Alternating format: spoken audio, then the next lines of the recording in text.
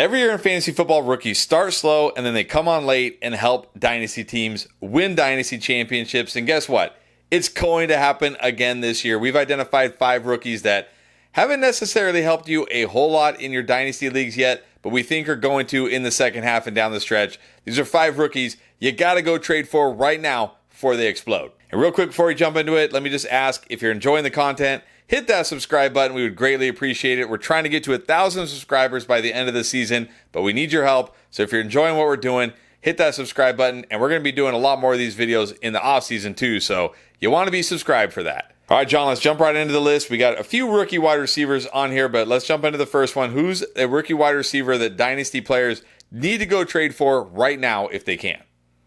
Yeah, I think we're both really still excited about McMillan of the Carolina Panthers, who is a good kind of buy low target, I think. Although I do think there are dynasty managers out there that understand that this is still kind of a long-term situation. But for anybody out there panicking on T-Mac because the ceiling has been low, this offense is still relatively capped from Bryce Young at the quarterback position. He's a rookie wide receiver you absolutely want to go trade for right now because his usage has still been absolutely elite in this offense. Right now, amongst all wide receivers, he's number 5 in total routes run, number 7 in total targets, number 8 in route participation, number 10 in air yards, number 9 in unrealized air yards, and number 10 in overall first read target. So this has still been a rookie wide receiver seeing amazing usage. Despite Bryce Young's overall struggles, Panthers are number 8 in total pass plays per game. So we know that this Dave Canales offense wants to throw the football, wants to get the football to the primary number 1 wide receiver, and that is undoubtedly T-Mac. He leads the team in receptions, targets, and receiving yards. I know like Xavier Legette scored last week. You know, we saw a little bit of Jimmy Horn. We've seen Hunter Renfrow show up at times. We have kind of the return of Jalen Coker at some point, but still there's no real threat to T-Mac's total usage on this team right now. And he has still had at least 10 PPR points in 4 out of the first 5 games on the season. So the floor has been pretty solid. Kind of looking for that breakout potential game, and it could be here in week 6, which is why you guys want to go trade for him before Sunday is here, because the Dallas Cowboys are allowing the most fantasy points to opposing wide receivers. This could be that true breakout game for T-Mac, and overall, this is still so early in his career. This is the time to go trade for him before this potential breakout happens here in week 6 of the season. Yeah, I totally agree. This could definitely be the week. So the whatever window there is, like buy low window or window to go get them, might be slammed shut after this weekend. So try to do it right now if you can. Now I'm not sure I can say that the buy low window may be slammed shut on TreVeyon Henderson this weekend, because it seems like no matter what Antonio Gibson does or doesn't do, Ramondre Stevenson, no matter how much he fumbles, they just won't go away. Now, I know Gibson out for the season, so that helps clear the path a little bit, but still, we have not seen the Henderson takeover, but it doesn't mean it still can't happen, right? Right. And you look at the things here, I mean, the writing is still kind of on the wall, it feels like, for the takeover to happen and Stevenson to fade out, because, I mean, he still had another lost fumble this past week, but still found a way to have a good fantasy day with 14.7 PPR points because he scored 2 touchdowns. We only had 2 yards per carry. And I don't know, you say all that, and then like you kind of alluded to, for some reason he's still not going away despite not being extremely effective as a running back. And he is on a multi-year contract that he signed in 2024. But we know that with these veteran running backs, they can always be replaced. And what TreVeyon Henderson is undoubtedly bringing to the table is still that pass catching factor. Even being limited by Gibson before he headed to IR and Ramondre Stevenson, we look at it here in terms of pass catching in that role. Henderson is number 19 amongst all running backs in receiving yards, number 18 in targets, number 15 in receptions, and number 15 in yards per route run. So, I mean, nothing crazy there, but those are still pretty decent measures, being that he is not like a clear-cut number 1 running back. So I still think Henderson is the running back that has upside when we look at this backfield. And, Gibson going to IR could help things here. We could see him start to take over some of these touches from Ramondre Stevenson, because still although Stevenson is for some reason getting work, he's just not an effective runner. This is a really good 2-week stretch coming up, against the Saints and the Tennessee Titans, two bottom 12 teams in fantasy points allowed to the running back position. So once again, we're looking at a potential breakout over the next 2 weeks. Go try and get Henderson on your roster now before we see that potentially happen. Yeah, exactly. Henderson feels like one of these running backs that is going to explode at some point down the stretch in the second half. And you want to make sure he's on your fantasy team if you can. And, Travis Hunter, the next rookie we're going to talk about, it was a weird, we weren't sure. At the beginning of the season, they're like, no, he's going to primarily be wide receiver. And he was in week 1. And then we saw his offensive snaps start to dip. And it was like, well, maybe he's not going to be. But we saw a change in week 5. And, maybe now we can start feeling good about, maybe he will be, a wide receiver that can help our dynasty teams down the stretch here. So is this the time to go get Travis Hunter? Because his value is pretty low compared to what it was, at the start of the season. Yeah, I do think it's still a good time to go trade for him. And I know, if you guys have been following the channel so far here early in the season, we've been a little bit back and forth on Travis Hunter, and it's just a tough evaluation from a dynasty standpoint. But it was nice to see him in a primetime game against a team like the Kansas City Chiefs. And I really think that this past Monday Night Football game proved that the Jags have to find a way to get Travis Hunter the ball, because good things happen with the Jags offense when they get him the ball. They're just not giving him a ton of opportunities. But still, in the last 3 games, he's had 14 or more yards per catch. And in 2 of the last 3 games, he's had at least 21 yards per catch.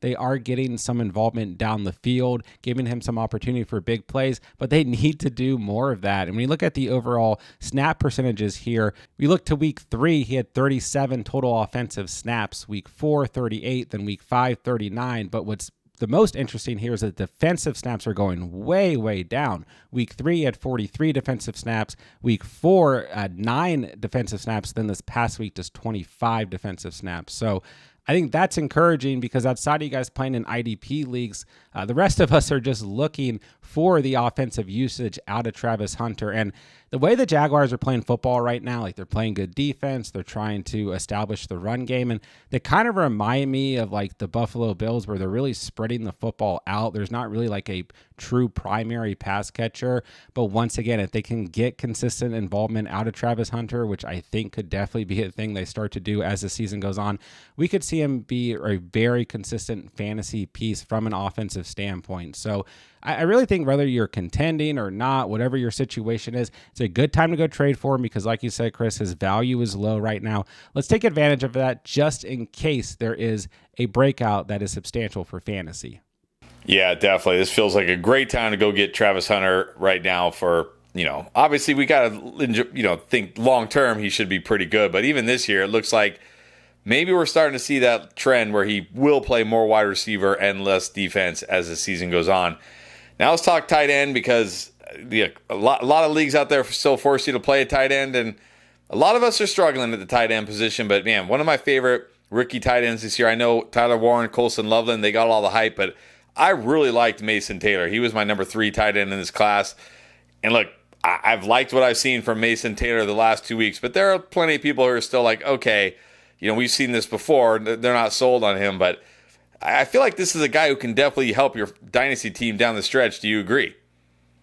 Absolutely. And, what's interesting and encouraging is that he does have this nice chemistry going with Justin Fields, but I really think this role that Mason Taylor is starting to carve out could be established and stay here regardless of what happens at the quarterback position for the New York Jets over the next few years, as he's, on a rookie contract and everything. But you look at, the first 2 weeks of the season, Mason Taylor had 2 total catches off of 3 targets. And with all that being said, through the first 5 weeks of the season amongst all tight ends, he's number 7 in targets, number 8 in target share, number 6 in routes run, number 4 in route participation, and number 9 overall in receptions. His usage is absolutely elite right now, and it makes total sense, because the Jets, outside of Garrett Wilson, don't have any real pass catchers, unless you're including Breece Hall into the equation, and they have needed a true pass catcher on this team outside of Garrett Wilson. And if it's going to be a tight end, then so be it. But yeah, he was a great college prospect.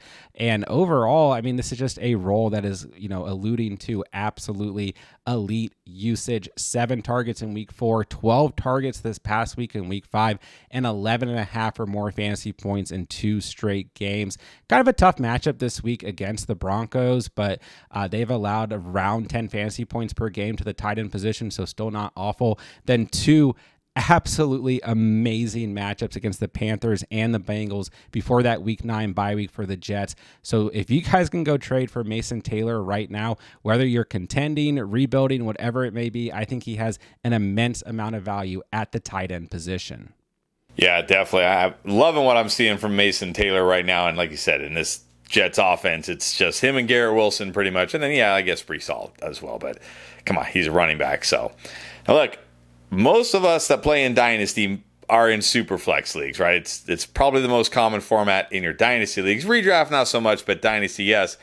So any quarterback that could potentially be a starting quarterback and isn't absolutely horrendous has value. And Shedeur Sanders, it's a little closer for him, right? Like all season long, he had been like, not even active on game day, but Joe Flacco is no longer a Brown. He's a Bengal. Sure, you've heard by now, that is opening the door, not for Shedeur to start right away. It's still Dylan Gabriel's job, but he's now one step away, right? If Dylan Gabriel gets hurt, Dylan Gabriel struggles, I mean, they got to go to Shedeur if that happens, right?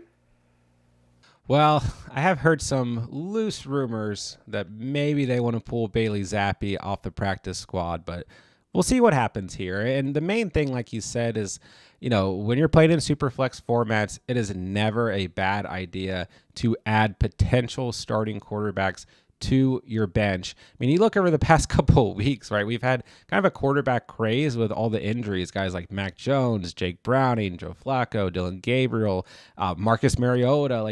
We had a week with Tyrod Taylor. So when you're in Superflex formats, there's always value to backup quarterbacks, right? And if they have a chance to get a shot, even if it's just for a few games at any stretch during the season, you never know when your primary quarterbacks are going to be dealing with injuries, when bye weeks are going to hit you, so that depth can never hurt. And Shedeur Sanders' value right now is at an extreme all-time low, and it's just crazy thinking back to rookie draft season.